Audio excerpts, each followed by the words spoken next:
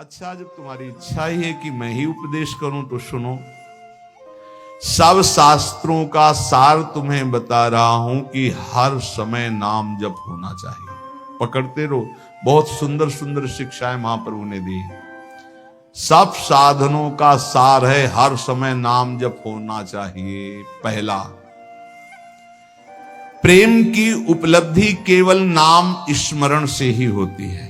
सेवक जी महाराज कह रहे, प्रेम मूल यह नाम है, प्रेमी रसिक जपत यह नाम, प्रेम मगन निज बन विश्राम। नाम स्मरण सर्वश्रेष्ठ सुख का साधन है। नाम स्मरण प्रेम उपलब्धि करता है। बस समझना यह है कि नाम स्मरण कैसे बन के किया जाए। प्रेम प्राप्ति के लिए सबसे पहले साधु संग करना अत्यंत आवश्यक है। साधन है नाम स्मरण। नाम स्मरण की पूर्ति, नाम स्मरण करना, नाम स्मरण बढ़ाना, नाम स्मरण बचाना, ये साधु संग से होता है। शास्त्रों में ढूंढो तो हर बात का आपको प्रमाण मिलेगा। श्री ध्रुवदास जी कह रहे, भजन न होई संग बिनु, भजन बिना नहीं प्रेम। भजन के बिना प्रेम नहीं होगा, भजन बिना साधु संग के नहीं होगा। तो बोले साधन को हरि भजन है, कै सत्संग सहाय। साधु संग सहायता करता है भजन करने में, भजन बढ़ाने में, भजन पचाने में। साधु संग सबसे पहला कर्तव्य है भगवत प्राप्ति का कि साधु संग करे। साधु संग से नाम कीर्तन, सत्संग, भगवत लीलाओं का कथन श्रवण, नाम जप, ये साधन प्राप्त होने लगते हैं। जंतुर, कलावा, भस्म, राख, एक को बात नहीं कही। नहीं, साधु संग से नाम कीर्तन, सत्संग, भगवत लीलाओं का कथन श्रवण और नाम जप, ये प्राप्त होता है। पकड़ो, यह है साधु संग। इन्हीं जो साधन बताए, साधु संग से इन्हीं साधनों को पकड़ना चाहिए। संसारी लोगों से किसी भी तरह का वैरागी का कोई संबंध नहीं होना चाहिए। हमें लगता है आज जो अभी चर्चा शुरू हो रही है, ये वैराग्य बहुत आगे अच्छे उपदेश हैं, ये पकड़ लेना चाहिए, महाप्रभु के उपदेश हैं।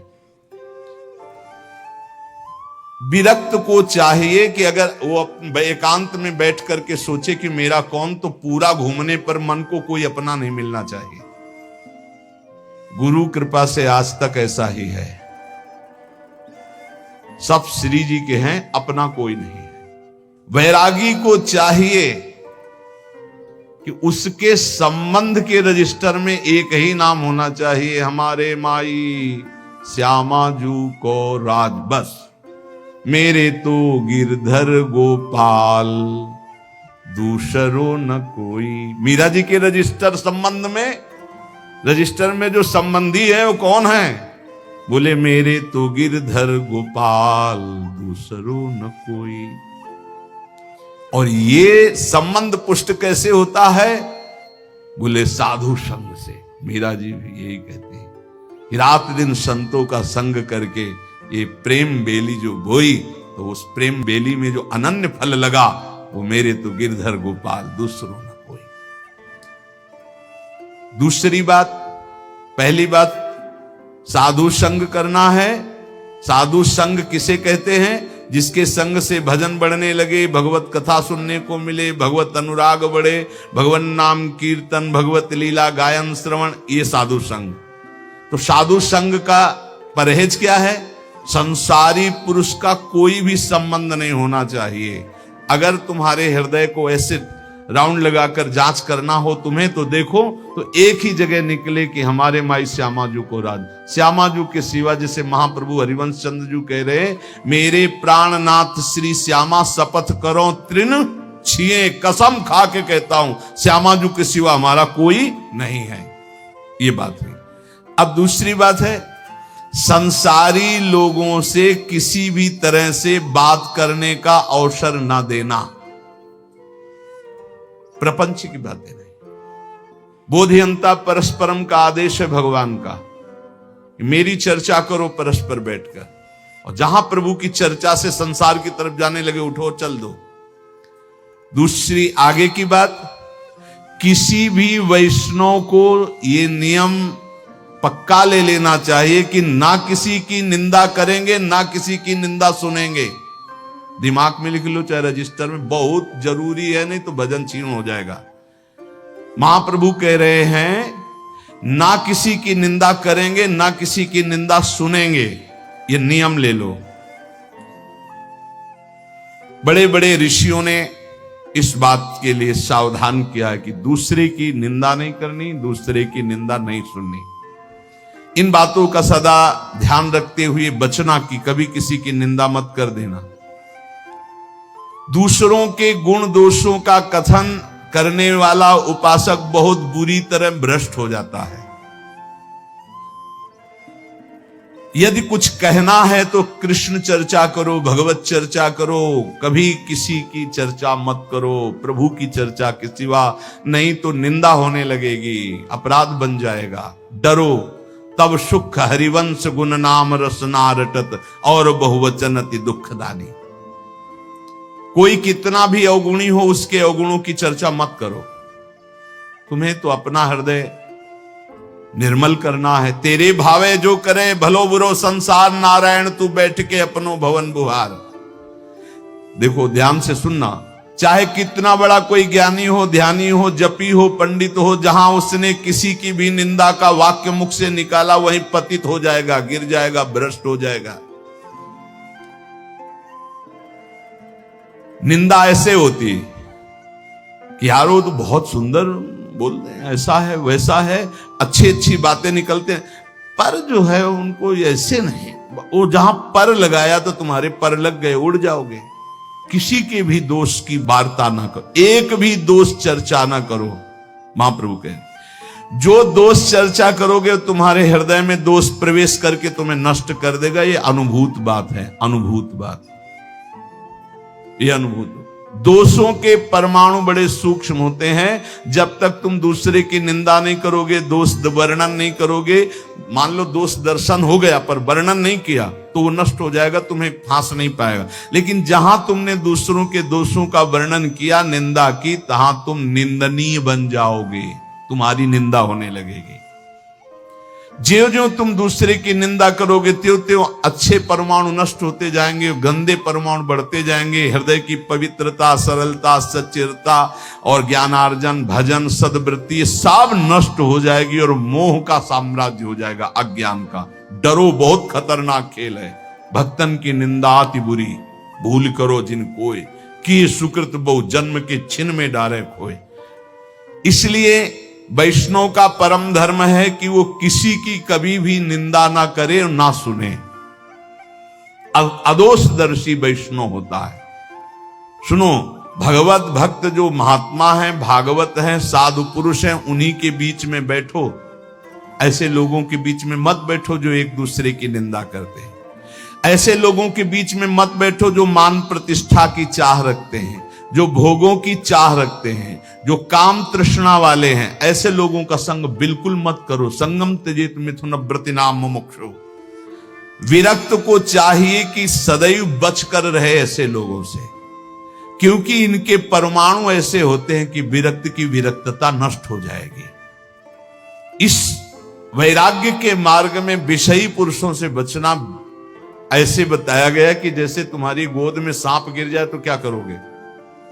पहले झटकोगे, बाद में विचार होगा। ऐसे विषयी पुरुषों पर विचार करने की जरूरत, पहले झटको, दूरी हटो। अगर तुम वहां रहे तो सांप का जैसे काम है कि वो काटी लेगा, ऐसे विष चढ़ जाएगा, विषय रूपी विष चढ़ ही जाएगा पक्का। बहुत विचित्र, तो बड़ी विचित्र लीला है। इसलिए विरक्त को निरंतर भगवान नाम जप, भगवत लीला का गायन, भगवत लीला का श्रवण और विषयी पुरुषों के संग का त्याग और दूसरों की निंदा, दोष और इस प्रकार की सुनना, कथन करना, इसका त्याग, ये बैरागी के सुदृढ़ नियम है। और सुनो, मैं तुम्हें वैष्णव के संक्षेप में मुख्य मुख्य धर्म बताता हूं। पहला, ग्राम्य कथा और भोग कथा एक कभी नहीं देखनी चाहिए, न सुननी चाहिए। ग्राम्य कथा में सांसारिक बातें, भोग कथा में जो विषय भोगों की। मोबाइल वाले वैष्णवजन सावधान, बिल्कुल ऐसा भयावह मोबाइल है कि अगर आप सावधान न रहे तो नष्ट हो जाएंगे। भगवत लीला कथा सुनने के लिए आपने मोबाइल खोला तो जहां लीला कथा आ रही वहीं बगल में भोग कथा और संसार कथा के भी वीडियो है। आपने इसे टच किया तो लीला शुरू हो जाएगी और तुम्हारी लीला बिगड़ जाएगी। बहुत संभल कर छोटे छोटे बच्चों की वो बुरी दशा हो रही इस मोबाइल के कारण, पर बहुत लाभ भी मोबाइल से है, तो इसलिए लाभ लो, अवगुण का त्याग करो। ग्राम्य कथा सुनना और भोग कथा सुनना मानो अपने वैराग्य की आग लगा लेना है, वैराग्य को नष्ट कर देना है। ग्राम्य कथा सुनने और कहने वाला निश्चित विषयी बन जाता है। बचना चाहिए विषय पर। बहुत विचित्र है, बस शब्द मान लीजिए, ग्राम्य कथा भोग कथा इससे दूर, बहुत दूर। दूसरा, वैष्णव को अच्छे अच्छे स्वादिष्ट पदार्थ नहीं खाने चाहिए। भोजन में जो नीरस पदार्थ हो वही लेने चाहिए, इससे विषय लोलुपता नष्ट हो जाती है। अच्छे अच्छे पदार्थ स्वादिष्ट हटा के और नीरस पदार्थ वैष्णव को लेने चाहिए। ऐसे पदार्थों के खाने से विषय भोग की कामना बढ़ती है, महाप्रभु चैतन्य देव कह रहे। तीसरा, अच्छे चमकीले कीमती स्वच्छ वस्त्र वैरागी को नहीं पहनने चाहिए। संतों से हमने गुरुजनों से सुना कि कभी दोनों कपड़े नीचे ऊपर के नए नहीं होने चाहिए, एक पुराना एक नया। अगर नीचे का नया है तो ऊपर का पुराना। शब्द देख लो, कह रहे अच्छे कीमती वाले, चमकीले, लप लप एकदम नहीं, और स्वच्छ नहीं, मलिन वस्त्र, कम पैसे का वस्त्र, पुराना वस्त्र।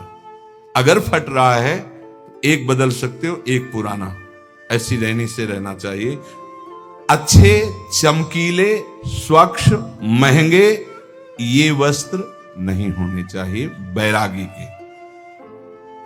ये साधक को, बैरागी साधक को नहीं पहनने चाहिए। चौथा, कोई भी तुम्हारा सम्मान करे तो तुम उसे स्वीकार मत करो। दो प्रकार से, एक तो पंचांगों प्रणाम कर रहे आप करो, अगर ऐसा नहीं है तो आप तत्काल विचार करो कि ये गुरु और इष्ट के लिए प्रणाम हो रहा है, क्योंकि तिलक गुरु प्रदत्त, वेश गुरु प्रदत्त, जीवन गुरुदेव का, ये गुरुदेव और इष्ट का प्रणाम हो रहा है। स्वयं कभी स्वीकार नहीं करना चाहिए, क्योंकि मान सम्मान स्वीकार करने से अभिमान आता है, और अभिमान से सारे साधन भागवतिक ढक जाते हैं, नष्ट हो जाते हैं। जहां अभिमान आया तो फिर विकार परेशान कर देते हैं। जैसे नारद जी को थोड़ा आ गया कि मैं काम विजयी हूं, तो फिर आगे की चरित्र सुना ही है। पांचवा, अपने को तो सम्मान नहीं लेना, लेकिन दूसरे का सम्मान जरूर करना है। दूसरे को इतना सम्मान दो मानो भगवान हमारे पधारे हैं, ऐसा भाव। यहां तक वर्णन कि यदि आप श्री जी की सेवा कर रहे हो, कोई वैष्णव आ गए तो श्री जी को ऐसे पधरा दो, जैसी स्थिति में हाथ जोड़कर खड़े हो, पहले वैष्णव का सम्मान करो, फिर श्री जी की सेवा करो। जैसे अपने आत्मस्वरूप प्रभु का सम्मान, ऐसे आए हुए घर में संत का, वैष्णव का सम्मान करे। उनके सामने अपने को अत्यंत दैन्य तुच्छाति तुच्छ समझे, इससे श्री कृष्ण बहुत प्रसन्न होते हैं। छठवां, खाते समय, स्नान करते समय और क्रियाओं के समय नाम छूट जाता है। कुछ ऐसे समय हैं जिनमें भजन में विघ्न पड़ता है, तो उन अवस्थाओं में सावधान रह करके नाम को पकड़े कि छूट ना जाए। जैसे भोजन पा रहे हैं, स्नान कर रहे हैं, कोई क्रिया कर रहे हैं, किसी व्यक्ति से मिल रहे हैं, इनमें भजन छूटता है। सावधान होकर वैष्णव को भजन पकड़ना चाहिए कि खाते पीते, चलते फिरते, मिलते, व्यवहार करते भी नाम जप ना छूटे। नाम जप से बहुत जल्दी श्री कृष्ण प्रेम प्राप्त होता है। 7वां, हर वैष्णव को प्रगट में ठाकुर जी विराजमान करने चाहिए। नाम, राधा नाम विराजमान, छोटा सा राधा नाम, जरा सा इत्र स्नान कराया, इत्र लगा दिया, भोग लगा दिया, पर सेवा जरूर होनी चाहिए। बिना सेवा के कोई वैष्णव नहीं होना चाहिए। प्राय ऐसा होता है, कोई शालीग्राम जी रखते हैं, कोई गोपाल जी रखते हैं, पर ठाकुर सेवा प्रत्येक वैष्णव के पास होनी चाहिए। जो परम पवित्र मन वाले हो चुके हैं वो मानसिक सेवा भी कर सकते हैं, प्रगट सेवा और मानसिक सेवा आराध्य देव की। उपासक को चाहिए कि बनावटीपना बिल्कुल तुम्हारी साधना में नहीं होना चाहिए। बनावटीपने का मतलब होता है कि जैसे ऐसे बैठे हैं, सहज में ऐसे बैठे हो, 4 लोग दर्शन करने आते, कोई बनावटी नहीं होना चाहिए।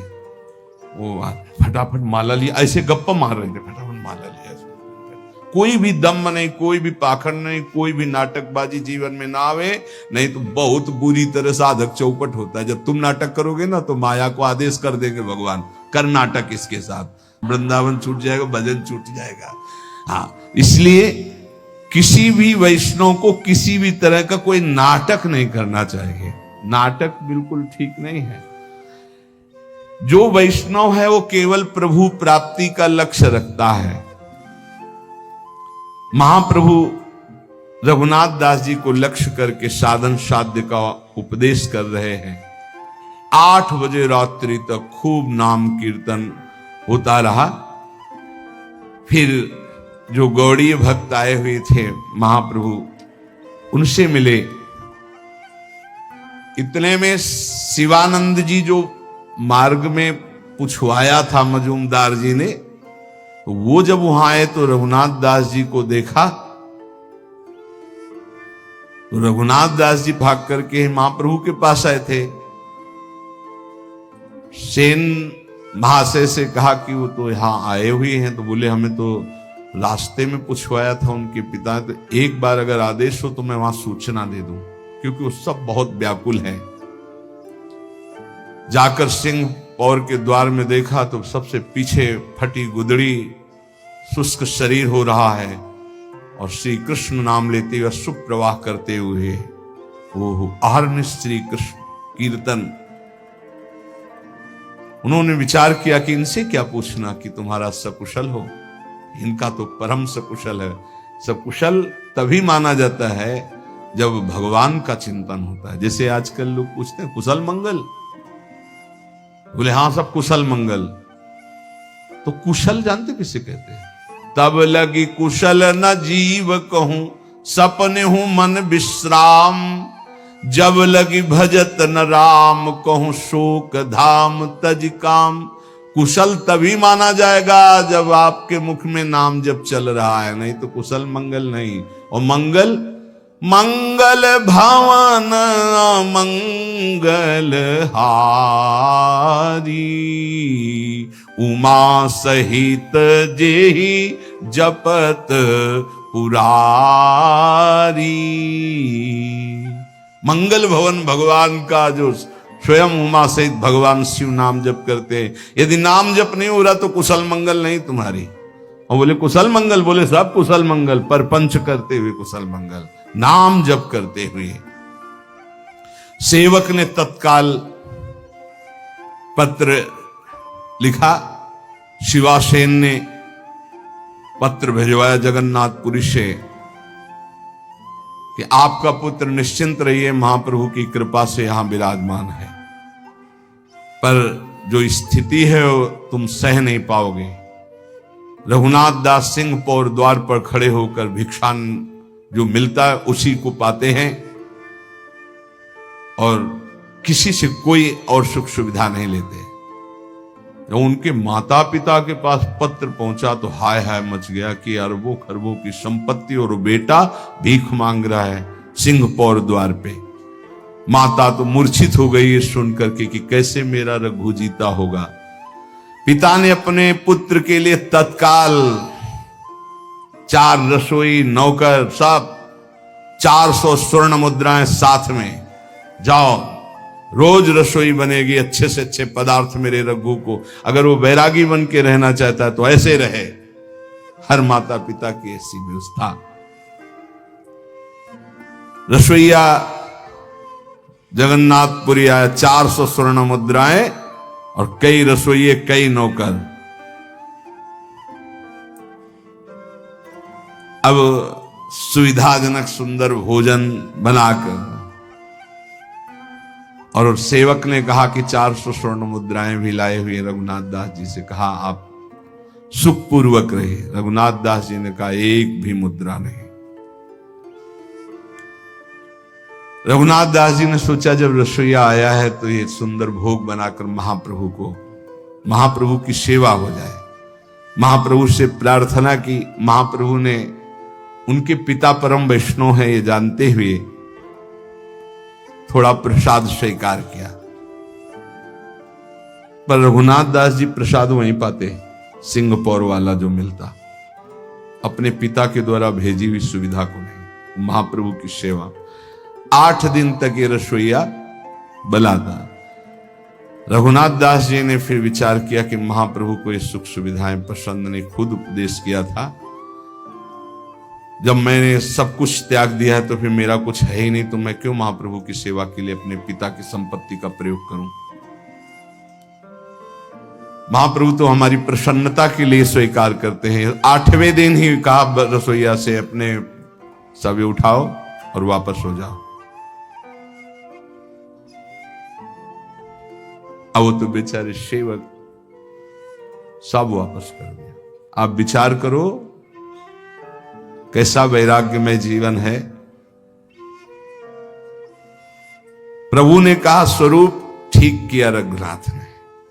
ध्यान रखना, ये विषयी लोगों का अन्न खाने से रजोगुण की वृद्धि होती है। उनके धन में ममता के परमाणु रहते हैं। महाप्रभु चैतन्य देव कह रहे हैं घर वालों के धन में ममता के परमाणु रहते हैं। संसारी लोग कामना शून्य होकर तो अपने जामाता को भी नहीं खिलाते, औरों की तो बात क्या। मलिन बुद्धि वालों का अन्न खाने से कभी कृष्ण नाम जप नहीं होता, कृष्ण नाम कीर्तन नहीं होता और श्री कृष्ण प्रसन्न नहीं होते। जहां तक हो सके इन विषयी पुरुषों के अन्न से बचना चाहिए। रघु ने ठीक किया। आज तक में जो जाता था केवल प्रेम संकोच के कारण जाता था। बड़ा अच्छा किया, बहुत सुंदर किया। रघुनाथ का त्याग और वैराग्य प्रशंसनीय है। महाप्रभु ने कहा। रघुनाथ दास जी ने वहां भी मांगने के खड़े होना बंद कर दिया, क्योंकि लोग परिचित हो गए थे कि इतने बड़े धनी मानी के तो स्वादिष्ट स्वादिष्ट पदार्थ खरीद कर रघुनाथ दास जी को देने लगे थे। भिक्षा लेना बंद कर दिया। एक क्षेत्र में जाते जहां अन्न बंटता था, दाल और महाप्रसाद ही बंटता था केवल, तो सायंकाल जाते जो बचा खुचा होता वहां से ले आते थे। महाप्रभु ने कहा रघुनाथ दास अब सिंह पौर पर नहीं खड़ा होता, क्योंकि दर्शन करके आते तो दिखाई नहीं देता, तो कहां से प्रसाद पाता है। तो उनका प्रभु अब वो एक क्षेत्र में जाते हैं और वहां से बचा हुआ दाल और महाप्रसाद ले आते हैं और उसी को पा लेते हैं। प्रभु ने संतुष्टि पूर्वक कहा ये सर्वोत्तम कार्य किया। सिंह द्वार पर भिक्षा की लालसा से हर व्यक्ति का मुख देखने की इच्छा होती कि ये दे दे, शायद ये दे दे। अच्छा किया।